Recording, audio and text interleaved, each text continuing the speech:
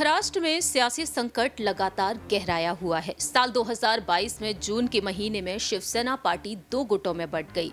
जहां एक तरफ है शिवसेना के प्रमुख रहे उद्धव ठाकरे का गुट, वहीं दूसरी ही तरफ है मौजूदा मुख्यमंत्री एकनाथ शिंदे का गुट।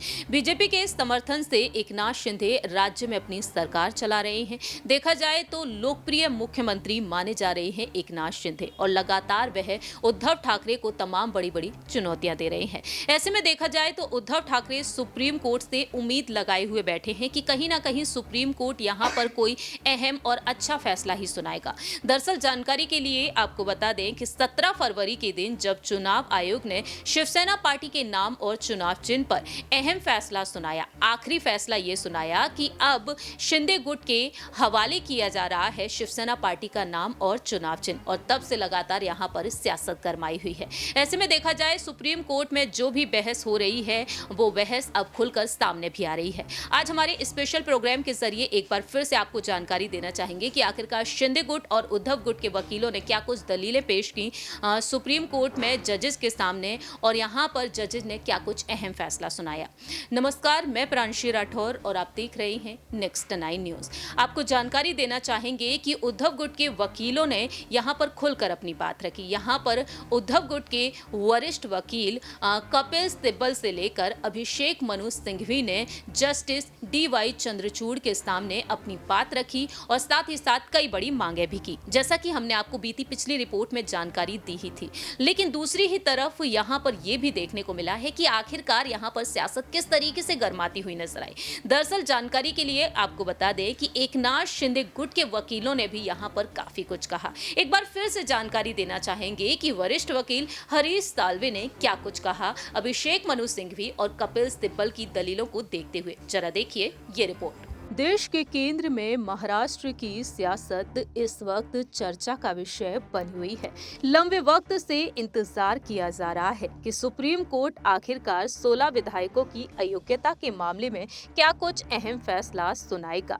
वहीं दूसरी ही तरफ अब सुप्रीम कोर्ट में शिवसेना पार्टी के नाम और चुनाव चिन्ह पर सुनवाई जारी है। 14 मार्च के दिन अब अगली सुनवाई होगी, और इस सुनवाई से पहले बीती पिछली सुनवाई पर रुख किया जाए, जिसके चलते यहाँ पर सियासत गरमाती हुई नजर आ रही है। हमने जानकारी दी बीती पिछली रिपोर्ट में कि आखिरकार सीनियर एडवोकेट कपिल सिब्बल ने क्या कुछ कहा उद्धव ठाकरे के गुट के समर्थन में। वहीं दूसरी ही तरफ शिंदे गुट के सीनियर एडवोकेट हरीश साल्वे ने भी अपनी दलीलें रखी। उन्होंने यहाँ पर अपनी दलीलों की शुरुआत की इस बात से कि ये मामला राजनीति के दायरे में आता है, न कि अदालतों के दायरे में।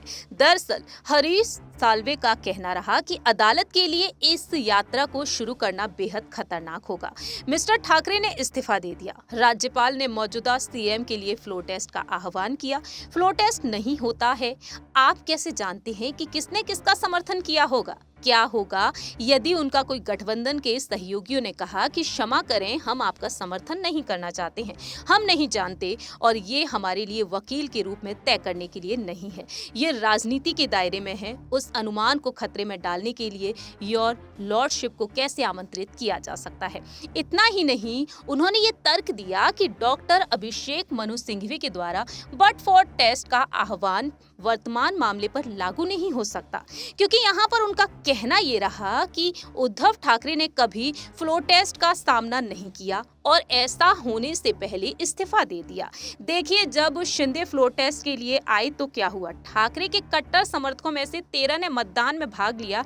ये चीजें होती हैं, ये चीजें तेजी से बढ़ती हैं। राजनीतिक पानी अलग अलग बिंदुओं पर अलग अलग मोड़ लेता है, हम अटकलें नहीं लगा रहे हैं। हरीश साल्वे ने यहाँ पर तर्क दिया कि SR बॉम्बई बनाम भारत संघ के फैसले के मुताबिक राज्यपाल को बहुमत निर्धारित करने के लिए गणित नहीं सौंपा गया था, बल्कि राज्यपाल को फ्लो टेस्ट के लिए बुलाने का काम सौंपा गया था। राज्यपाल को सिर नहीं गिनने मिस्टर सिब्बल और मिस्टर सिंघवी आपसे सिर गिनने के लिए कह रहे हैं। राज्यपाल जो शुरू नहीं कर सकते, न्यायपालिका को शुरू करने के लिए कहा जा रहा है, इससे ज्यादा खतरनाक कुछ नहीं हो सकता।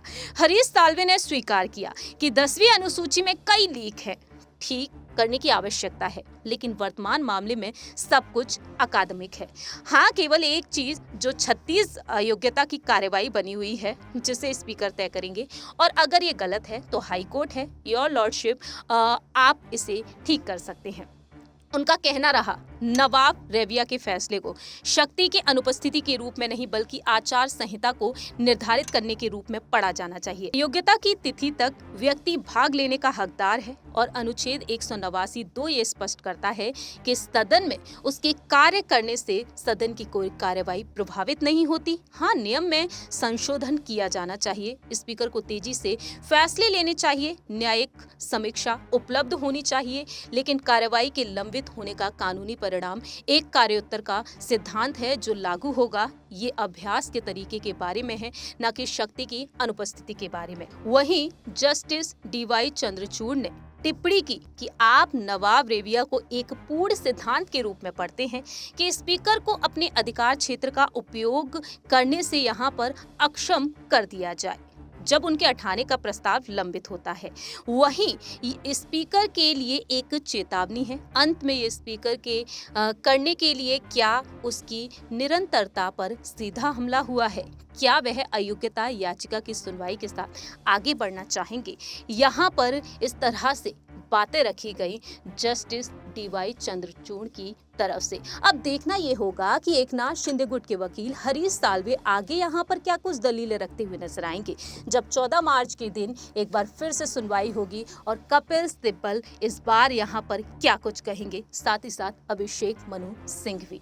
जैसा कि आपने देखा जाना इस रिपोर्ट के जरिए कि आखिरकार महाराष्ट्र में सियासत किस तरीके से गरमाई हुई है। अब अगली सुनवाई 14 मार्च के दिन होगी शिवसेना पार्टी पर। देखना यही दिलचस्प होगा कि आखिरकार 14 मार्च को जो सुनवाई होगी उसमें क्या कुछ कहा जाएगा। फिलहाल देखा जाए यहाँ पर 16 विधायकों की अयोग्यता के मामले पर भी सुनवाई जारी है। आखिरकार महाराष्ट्र में क्या कुछ नजारा देखने को मिलेगा आने वाले समय में, ये वक्त के साथ साथ ही पता चलेगा। दावे ये किए जा रहे हैं कि जल्द से जल्द अब 1 या 2 हफ्ते में एक अहम फैसला सुनाया जा सकता है। लेकिन आपकी यहाँ पर क्या कुछ राय प्रतिक्रिया है? क्या शिवसेना पार्टी का नाम और चुनाव चिन्ह शिंदे गुट का ही रहना चाहिए, या फिर यहाँ पर बाला साहेब ठाकरे जी ने जो पार्टी का गठन किया उस हिसाब से यहाँ पर उत्तराधिकारी के तौर पर उद्धव ठाकरे को ही शिवसेना पार्टी मिलनी चाहिए? ये आप बता सकते हैं कमेंट सेक्शन में। फिलहाल के लिए हम चलते हैं, बाकी की तमाम अपडेट्स के लिए आप देखते रहिए Next 9 न्यूज।